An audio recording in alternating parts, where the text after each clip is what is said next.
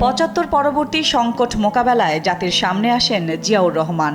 দেশ পুনর্গঠনে বিশেষ করে অর্থনৈতিক, সামাজিক ও সাংস্কৃতিক স্থিতিশীলতা আনতে দল, মত, ধর্ম, বর্ণ নির্বিশেষে সবাইকে নিয়ে সমৃদ্ধ বাংলাদেশ গড়ার স্বপ্ন দেখাতে পেরেছিলেন মানুষকে। দেশকে এগিয়ে নেওয়ার সুযোগ পেলেও তাকে হত্যার মধ্য দিয়ে দূরদর্শী নেতৃত্ব থেকে বঞ্চিত করা হয় বাংলাদেশকে।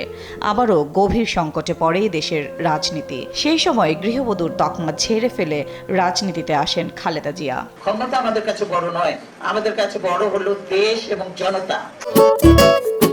খাবারের পছন্দ ভিন্ন হলেও মজার বেলায় সবাই এক।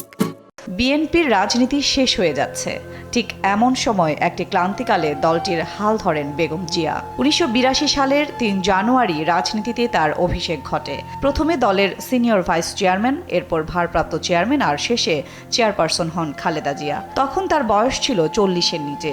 শুরু হয় নতুন নেতৃত্বে বিএনপির পথ চলা। আমার কিছু চাই না, আমি এখন জনগণের জন্য, দেশের জন্য, মানুষের জন্য কাজ করতে চাই।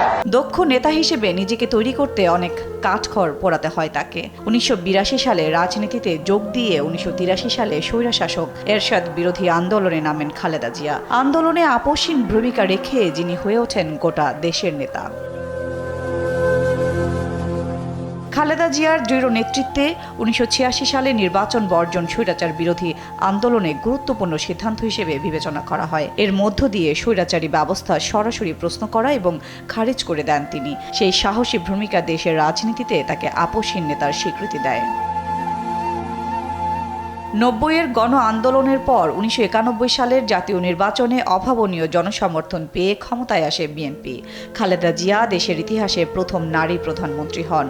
পরে আরও দুবার প্রধানমন্ত্রী হয়েছেন তিনি। রাষ্ট্রপতি শাসিত শাসন থেকে ১৯৯১ সালে সংসদীয় শাসন ব্যবস্থা চালু হয়েছিল খালেদা জিয়ার হাতেই।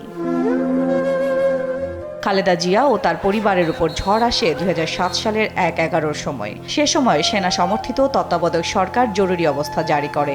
গ্রেপ্তার হয় খালেদা জিয়া, তার বড় ছেলে তারেক রহমান, ছোট ছেলে আরাফাত রহমান কোকো। সে সময় বিএনপিকে ভাঙার পাশাপাশি খালেদা জিয়াকে বিদেশে পাঠিয়ে রাজনীতি থেকে মাইনাসের চেষ্টা করা হয়। একের পর এক ঝড়েও ভেঙে পড়েননি তিনি, ছেড়ে যাননি প্রিয় মাতৃভূমি আর বাংলার মানুষকে। এই দেশের মাটি, মানুষই আমার সবকিছু। গৃহবধূ থেকে রাজনীতিতে এভাবে জায়গা করে নেওয়া মুসলিম প্রধান দেশে প্রথম নারী প্রধানমন্ত্রী এবং জনমানুষের নেতা হয়ে উঠেছিলেন তিনি।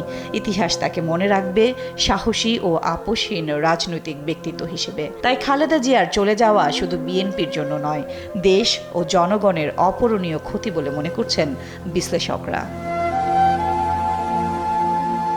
সাদিয়া লাবনী, দেশ টিভি, ঢাকা।